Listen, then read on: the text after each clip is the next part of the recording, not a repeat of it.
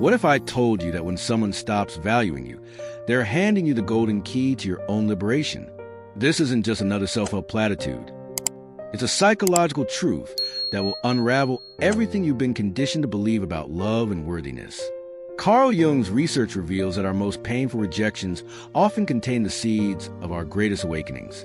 When someone withdraws their attention, they're not taking your value with them. They're simply revealing where you've been giving your power away.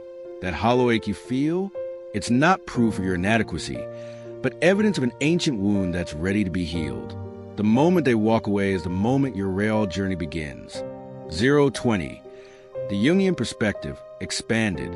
Carl Jung's groundbreaking work shows that our sense of worth cannot be measured by the fickle opinions of others, but only through a courageous descent into the unconscious. Most people spend their lives trapped in what Jung called the collective hypnosis, desperately performing for love, twisting themselves into human pretzels to fit into relationships that were never designed to hold their fullness. Why do we do this?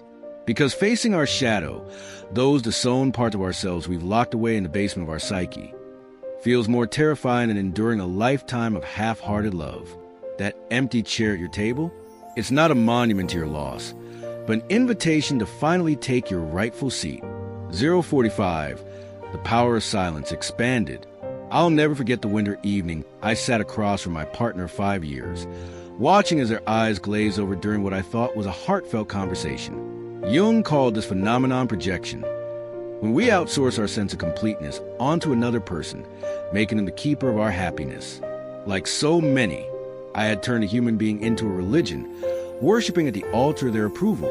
What I didn't realize then was that every plea for understanding was actually pushing my real self further underground. The magic of Jungian psychology lies in its counterintuitive wisdom.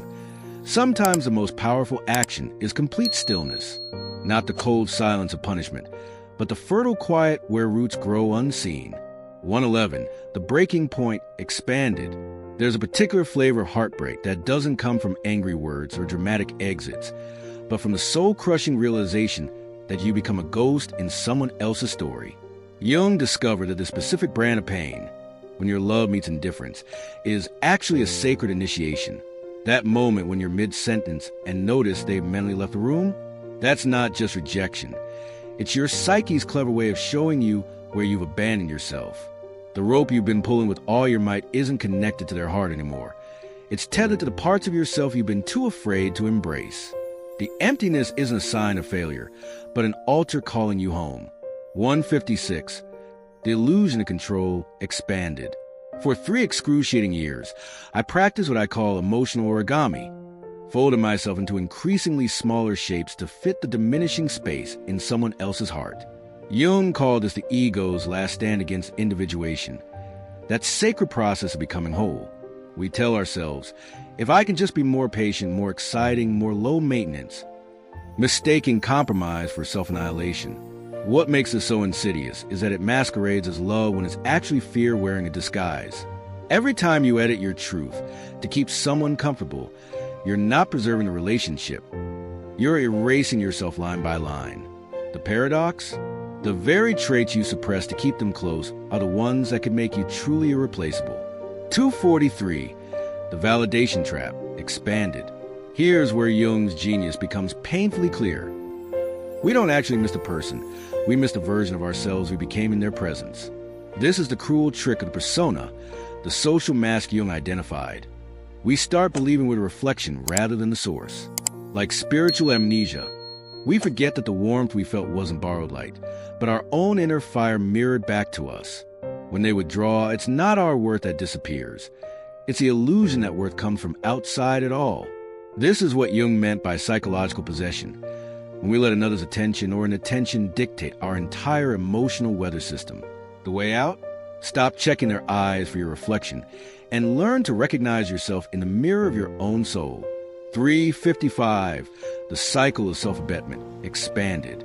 Every time you over-explain, justify, or perform emotional labor for someone who's already checked out, you're not communicating, you're conditioning. Like a psychological Pavlov's dog experiment. You're training them that minimal effort earns maximum reward. Jung saw this as the ultimate self-betrayal, not because you're weak, but because you're terrified of the magnificent wilderness within.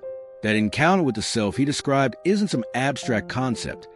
It's the moment you realize you've been watering plastic plants, while the real garden of your potential withers unseen.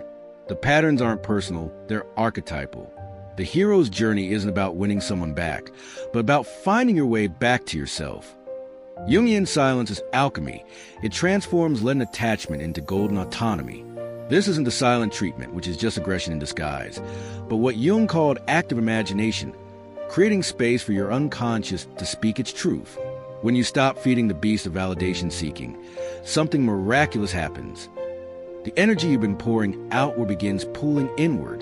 This is a transcendent function in action, that sacred bridge between who you've been and who you're becoming.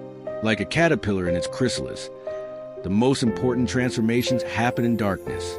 Every unspoken plea, every swallowed protest, every tear you don't shed for their benefit becomes compost for your becoming. The silence isn't empty. It's pregnant with possibility. 526, The Psychology of Absence, expanded. Jung's research uncovered a radical truth. The human psyche notices absence more acutely than presence. It's why ghosting hurts more than fighting, and why unrequited love leaves deeper scars than mutual breakups. When you suddenly stop chasing, when you cease being the reliable source of attention, you create what Jung termed a psychological vacuum. This isn't manipulation, it's neuroscience. The brain registers missing patterns more intensely than constant ones. Those who took you for granted will suddenly notice the silence where your efforts used to be. But here's the catch. By the time they notice, you'll already be halfway home to yourself. The greatest power move isn't making them miss you. It's becoming someone who no longer checks to see if they do. 829, The Individuation Process, expanded. Jung's concept of individuation isn't about selfishness. It's about sacred wholeness. Imagine spending your life as a jigsaw puzzle, constantly reshaping your edges to fit into other people's pictures.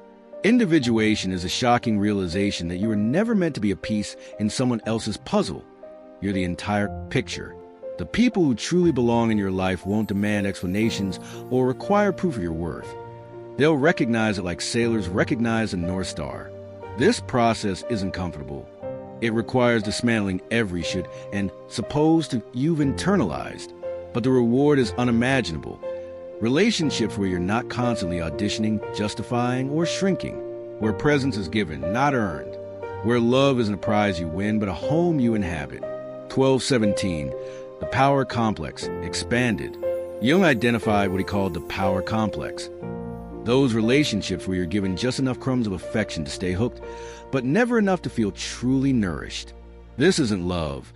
It's psychological gambling, where intermittent reinforcement keeps you playing long after the game has stopped being fun. The cruel irony?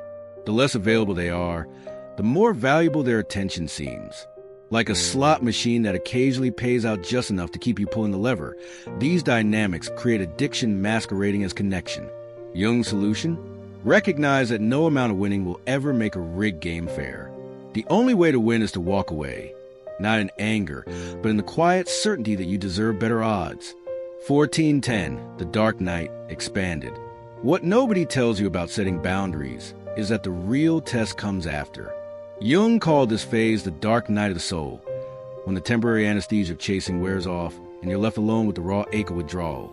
This isn't failure, it's initiation. Like a psychological boot camp, every minute you resist reaching out builds emotional muscle memory. The text you don't send, the social media you don't stalk, the conversations you replay but don't act on, these aren't small victories. They're revolutions. Each one rewires your nervous system to tolerate the discomfort of being truly autonomous. This is where most people fail, not because they're weak, but because no one warned them that healing isn't a straight line upward, but a spiral moving through every pain point on its way to wholeness. 1647, Alchemical Suffering, expanded. Jung saw emotional pain as alchemical fire, the very substance that transforms base metal into gold. That person you can't stop thinking about, they're not the story, they're the crucible. The silence you fear will destroy you becomes a container where your fragmented pieces finally integrate. What we call missing someone is often just withdrawal from the dopamine hits their occasional attention provided. But beneath that biochemical itch lies your real work, grieving not the loss of them, but the versions of yourself you sacrifice keep them. This is the great irony of growth. We think we're letting go of people when we're actually releasing the illusions we attach to them.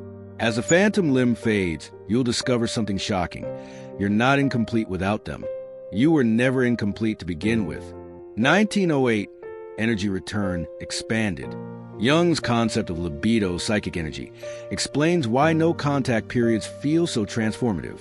Like emotional photosynthesis, the energy you once spent analyzing their behavior, crafting perfect messages, and nursing hope begins converting into self-awareness. One morning, you'll wake up and realize the mental real estate they occupied has been reclaimed. Songs that used to trigger you now sound like background noise. Places that held meaning become just geography. This isn't indifference, it's integration. The final stage isn't hatred or even forgiveness. It's sacred disinterest. You'll think of them the way you remember a childhood home, with recognition but no longing, because you've built something that fits who you are now. The greatest revenge isn't moving on. It's becoming someone they never even got to meet. 2038, the final revelation expanded. When they reappear, as Jungian theory predicts they might, you'll experience the ultimate test, not of your willpower, but of your self-concept. The version of you that once craved their attention will feel like a stranger. This is what Jung meant by individuation, not just leaving a relationship geographically, but psychically. Their sudden interest won't feel like validation, but like a curiosity, like finding an old sweater that no longer fits. The table you once begged to sit at will reveal itself for what it always was, a folding chair at someone else's feast. Meanwhile, you'll have built something extraordinary, a life where love isn't something you chase, but something you emanate, where worth isn't given but recognized, where connection isn't taken, it's chosen daily, from a place of wholeness rather than lack. Closing expanded. The most radical act of self-love isn't a dramatic declaration. It's the quiet daily choice to stop outsourcing your worth. Jungian psychology gives us the map, but the journey is yours alone. Every time you choose silence over begging, presence over performance, self-containment over seeking, you're not just healing a broken heart. You're reclaiming your entire psyche. The people who are meant for you will find you, not because you convince them to stay, but because your energy no longer matches those who leave. This isn't about them anymore. It never really was. Your worth was never in their hands. It was always in your own. And the moment you stop reaching for theirs is the moment you finally feel the weight of it in yours. If this deep dive into Jungian psychology resonated with you, I invite you to join our growing community of seekers. The journey to wholeness isn't meant to be walked alone. Hit subscribe and let's continue this conversation. Your stories, your breakthroughs, your questions, they're all part of this collective awakening. And if this video served you, consider sharing it with someone who needs this message today. Because the truth is, we're all just walking each other home. Until next time, keep going, keep growing, and remember, the love you seek is seeking you too. Just maybe not from where you expected. Let's unpack Jung's revolutionary concept of libido, psychic energy, in a way that will fundamentally shift how you understand healing. This isn't just about no-contact rules. It's about the alchemical transformation of your entire emotional ecosystem. Imagine your mind as a bustling city. During the relationship, you built highways leading straight to their doorstep, power plants generating energy to sustain the connection, and entire neighborhoods dedicated to analyzing their moods. When they leave, that metropolis doesn't just vanish overnight. But here's where Jung's genius illuminates the path forward. That very energy, the electricity powering your obsessive thoughts, the fuel behind your 2 a.m. scrolling sessions, isn't lost. It's simply waiting to be rerouted. What we call heartbreak brain is actually your psyche's way of showing you where your libido, your life force, has been hijacked. Every minute spent decoding their vague text was a withdrawal from your emotional bank account. Every imagined conversation in the shower was your creativity being misdirected. The withdrawal period isn't punishment. It's the universe forcing you into a psychic detox. Like a financial auditor reviewing reckless spending, your soul begins reallocating resources back to your core infrastructure.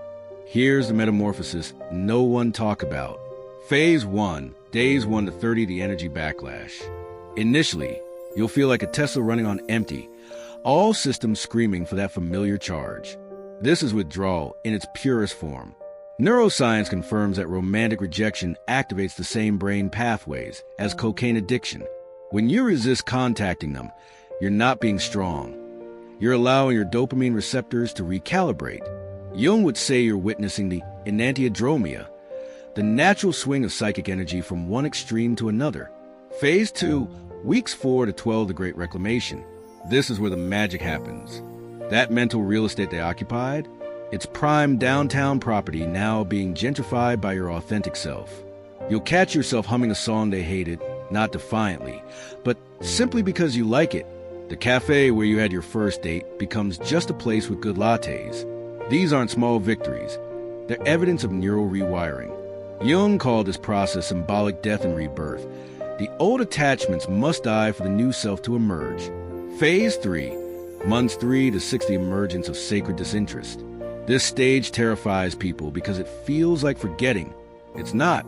It's what Jung termed transcendent function, when opposing forces love/hate, attachment/detachment, synthesize into something higher. You'll realize their new relationship doesn't spark jealousy, just mild curiosity, like hearing an old classmate got married. The photos that once stabbed your chest now feel like looking at last year's grocery list. This is an emotional amnesia. It's the ultimate act of self-blessing. You're not erasing them. You're finally seeing them and yourself clearly. The neuroscience behind the magic. Your brain's default mode network, responsible for self-referential thoughts, stops fixating on us and starts focusing on me. Mirror neurons that once fired when anticipating their touch now activate for your own goals. The anterior cingulate cortex, pain center, decreases activity while the prefrontal cortex, wisdom center, takes the wheel. Why this feels like supernatural growth. Jung understood that libido follows attention like plants follow the sun. For years, you were a sunflower craning toward their light. Now, you're discovering your own photosynthesis. Those sudden bursts of creativity, that's energy flowing back to your core. The new hobbies that seem to emerge from nowhere, that's your libido fertilizing dormant parts of your psyche. The ultimate irony. The person who made you feel invisible becomes the catalyst for your most visible transformation. They want a supporting actor in their story, but in leaving, they force you to audition for the lead in your own. And here's the plot twist Jung foresaw. By the time they peek backstage, you'll be performing on a completely different stage, one they can't even afford tickets to. Practical alchemy exercises, Jungian style. Libido mapping. Track your mental energy for 72 hours. Every time you think of them, jot down what you're avoiding about yourself. Active imagination dialogues. Write a letter from your future self thanking them for the lesson, then burn it ceremonially. Symbolic replacement. Wear a ring or bracelet as a physical reminder that your energy stays with you. This isn't moving on, it's moving upward. Not a detour, but an ascension. And when you finally understand that their absence wasn't the loss of love, but the making of your soul, you'll grasp Jung's greatest truth. The most powerful alchemy begins when we stop turning lead into gold and realize we were gold all along. Bonus: the 3 signs your libido has fully returned. Their name appears on your phone, and your heart rate stays steady, biological proof. You can recall both their flaws and gifts without emotional turbulence, psychological proof. You feel genuine curiosity about new people, not as rebounds, but as mirrors of your growth, spiritual proof. The day you wake up wanting someone's attention less than you enjoy your own company is the day you'll understand why Jung considered libido redistribution the secret to enlightenment. Not bad for something that started with a broken heart.